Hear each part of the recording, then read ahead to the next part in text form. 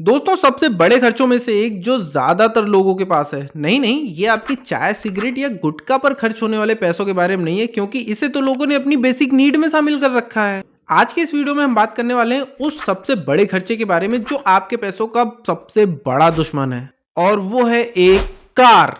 Car लेनी है, आइए देखते हैं। दोस्तों जब आप एक 10 लाख रुपए की कार लेते हैं तो उस पे लगभग 4 लाख रुपए तो आप सरकार को सिर्फ टैक्स भरते हैं। छोटी कार लेते हैं तो उस पर 28% का टैक्स है, और आप बड़ी कार लेते हैं तो उस पर 45% से लेकर 54% तक का टैक्स है। और कार चलाओगे कैसे? पेट्रोल से, डीजल से या फिर हाइब्रिड? तो अगर आप अपनी कार में 100 रुपए का पेट्रोल डलवाते हैं तो उसमें से 60 रुपए तो आप सिर्फ टैक्स भरते हैं। अब आप कार चलाओगे कहाँ? रोड पर ना। रोड है तो टैक्स, रोड नहीं है तो भी टैक्स, रोड ज्यादा अच्छी है तो टोल टैक्स। और ये कार खरीदने का पैसा कहां से लेके आओगे? अपनी इनकम से ना। उस पर भी 10% से लेके 30% तक का टैक्स है। तो आज की वीडियो में हम इस कार प्रॉब्लम पर बात करने वाले हैं, और साथ में इसके सॉल्यूशन पर भी बात करेंगे कि कैसे आप कार की वजह से हर साल लाखों रुपए सेव कर सकते हैं। तो चलिए वीडियो को शुरू करते हैं, क्योंकि जानकारी जरूरी है। दोस्तों हमारी लाइफ में दो तरीके के खर्चे होते हैं। पहले वो जो हमारी जिंदगी को जीने के लिए जरूरी होते हैं, जिन्हें हम बेसिक नीड भी कह सकते हैं, और दूसरे वो जो हम अपनी इच्छाओं पर करते हैं। और ज्यादातर लोग अपनी इच्छाओं पर करने वाले खर्चों की वजह से ही कंगाल हो जाते हैं, क्योंकि वो ये समझ ही नहीं पाते हैं कि कौन सी इच्छा पर कितना खर्च करना है। एक्चुअली आजकल होता क्या है कि लोग किसी की सक्सेस का अंदाजा उसकी कार को देखकर लगाते हैं। जिसकी जितनी बड़ी कार उतना सक्सेसफुल आदमी। और इस चक्कर में लोग खुद दूसरों को देखकर बड़ी कार खरीद लेते हैं, भले ही उसकी ईएमआई उनको अगले 5 साल क्यों ना भरनी पड़े। वैसे 5 साल ईएमआई भरने और बड़ी कार लेने में कोई प्रॉब्लम नहीं है। प्रॉब्लम क्या है ये बताता हूं मैं आपको। प्रॉब्लम यह है कि लोग कार खरीदने से पहले खुद का बजट नहीं, दूसरों की कार देखते हैं कि हमारे पड़ोसी के पास कौन सी कार है या फिर हमारे रिश्तेदार के पास कौन सी कार है, और इस चक्कर में वो उनसे बड़ी कार खरीद लाते हैं जो कि उनके बजट के बाहर होती है। फिर उसके बाद उस कार की जरूरतें पूरी करने के चक्कर में अपनी और अपनी फैमिली की जरूरतों के साथ कॉम्प्रोमाइज करते हैं। कार लेने से पहले आप 2 बार फैमिली ट्रिप पर जाया करते थे, लेकिन अब आप सिर्फ 1 बार जाते हैं, क्योंकि आपको कार का इंश्योरेंस करवाना होता है। पहले आप हर महीने सेविंग्स में जो पैसे डालते थे, अब वो पैसे आपकी कार की ईएमआई में चले जाते हैं, जिसकी वजह से आपका रिटायरमेंट फंड और इमरजेंसी फंड खाली हो जाता है। पहले आप महीने में कम से कम 2 बार अपनी फैमिली के साथ बाहर खाना खाने जाया करते थे, लेकिन अब आप सिर्फ 1 बार जाते हैं, क्योंकि गाड़ी में पेट्रोल भी तो डलवाना है। इसके बाद कार की मेंटेनेंस और सर्विसिंग के लिए भी आप और छोटे छोटे कॉम्प्रोमाइजेस करते हैं, और अपने परिवार के और खुद के खर्चों में कटौती करने लगते हैं सिर्फ कार की वजह से।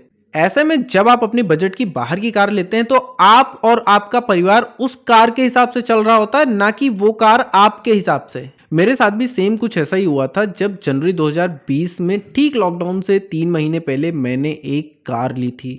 उस टाइम तक मेरा बिजनेस बहुत ही अच्छा चल रहा था और मुझे ईएमआई भरने की या फिर बजट की कोई भी प्रॉब्लम नहीं थी। मैं उससे बड़ी कार भी उस समय पर ले सकता था, लेकिन जब लॉकडाउन हुआ, क्योंकि पता नहीं था कि लॉकडाउन होने वाला है, और लॉकडाउन होते से ही जो मार्केट में पैसे फंसे हुए थे, क्योंकि बिजनेस था तो ज़्यादातर पैसे मार्केट में फंसे होने की वजह से वो पैसे वापस मिले नहीं, और कार की ईएमआई और उसकी मेंटेनेंस का सारा लोड मेरे पिताजी और मेरे भाई पर आ गया। उसके बाद कार की मेंटेनेंस से लेकर ईएमआई तक का सारा खर्चा उन्होंने उठाया, जिसकी वजह से मेरे पूरे परिवार को कई चीजों में कॉम्प्रोमाइज करना पड़ा। मैं आज भी ये सोचता हूं कि काश मैंने वो कार ना खरीदी होती। और मुझे लगता है कि ये सिर्फ मेरी ही नहीं, ज्यादातर लोगों की सेम यही स्टोरी है।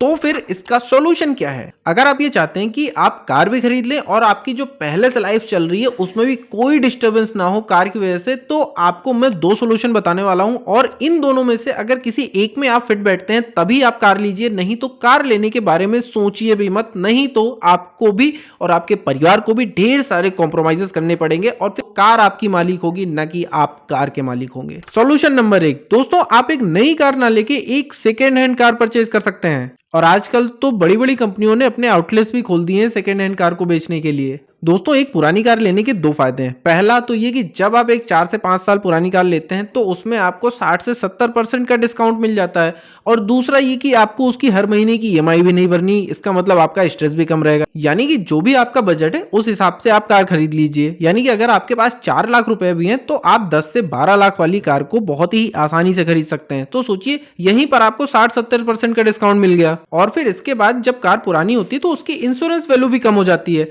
और फिर जब उस कार को आप अच्छे से एक मेंटेनेंस करके आप 4-5 साल और चलाते हैं तो उसके बाद भी उसको आप 2.5-3 लाख में फिर से बेच सकते हैं, तब भी उसकी वैल्यू इतनी ज़्यादा कम हुई नहीं होती है अगर आपने उसको सही से चलाया है तो। लेकिन जब आप नई कार लेते हैं तो जैसे ही आप शोरूम से कार को बाहर निकालते हैं, आपको कार खरीदे हुए अभी 1 मिनट भी नहीं हुआ है, उस कार की वैल्यू 10 से 15% कम हो जाती है, भले ही आपने उसको 1 किलोमीटर भी चलाया है या नहीं चलाया है। और 4-5 साल चलाने के बाद 60 से 70% तो कम होनी ही होनी है, आप कोई सी भी कार ले लो, क्योंकि कार एक लाइबिलिटी है और इस पर डिप्रिसिएशन चार्ज होता है। और ऐसे में 4-5 साल में जब 60-70% कार की वैल्यू कम हो जाती है तो फिर आपको उसमें 5-6 लाख रुपए कम में भी बेचना पड़ता है, प्लस हर साल जो उस पर आपने खर्चे किए हैं वो उसमें और एड ऑन होते जाते हैं। तो ये आपके पैसों का दुश्मन होती है जब आप ऐसी कार लेते हैं और ये आपके बजट के बाहर होती है। आपके पास बजट है इतना खर्च करने का जिससे आपकी बाकी जिंदगी पर कोई फर्क नहीं पड़ रहा है, तो आप बेशक बड़ी कार लीजिए, एक ना लीजिए, 4 लीजिए, इस बात से कोई फर्क नहीं पड़ता है।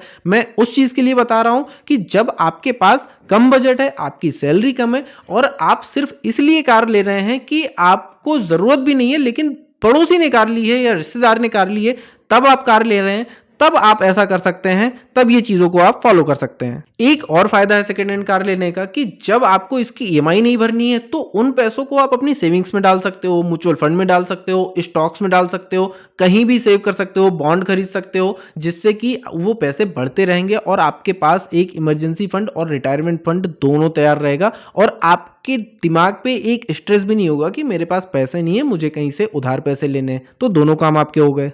अब आते हैं हम अपने दूसरे सॉल्यूशन पर। मान लीजिए कि आपको सेकेंड हैंड कार पसंद नहीं है, आपको सेकेंड हैंड कार नहीं लेनी है, ठीक है, मत लीजिए। तो आपको नई कार लेने के लिए क्या करना पड़ेगा? नई कार लेने का जो नियम होता है वो है 24-10 रूल। 24-10 रूल में जो 20 है इसका मतलब होता है कि जो कार का प्राइस है उसका 20% आपके पास डाउन पेमेंट होना कंपलसरी है। मिनिमम 20% तो होना ही चाहिए, अगर आप ज्यादा कर सकते हैं तो बहुत अच्छी बात है। इसके बाद जो 4 है, यानी कि जो आप कार की ईएमआई फिक्स करवाएंगे वो 4 साल से ज्यादा की नहीं होनी चाहिए।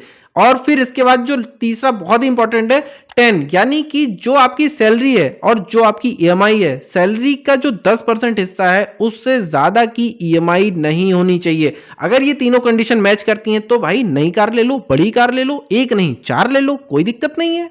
और अगर आप इन दोनों सॉल्यूशंस में से किसी एक सॉल्यूशंस में फिट होने के बाद कार खरीदते हो तो कार आपके हिसाब से चलेगी, ना कि आप और आपकी फैमिली उस कार के हिसाब से। आप इन दोनों ऑप्शंस में से कौन सा चुनेंगे या फिर अपने दोस्तों के या रिश्तेदारों को क्या सजेशन देंगे, मुझे कमेंट करके जरूर बताएं। फिर मिलते हैं एक नए वीडियो में एक नई जानकारी के साथ, तब तक के लिए जय हिंद, जय भारत।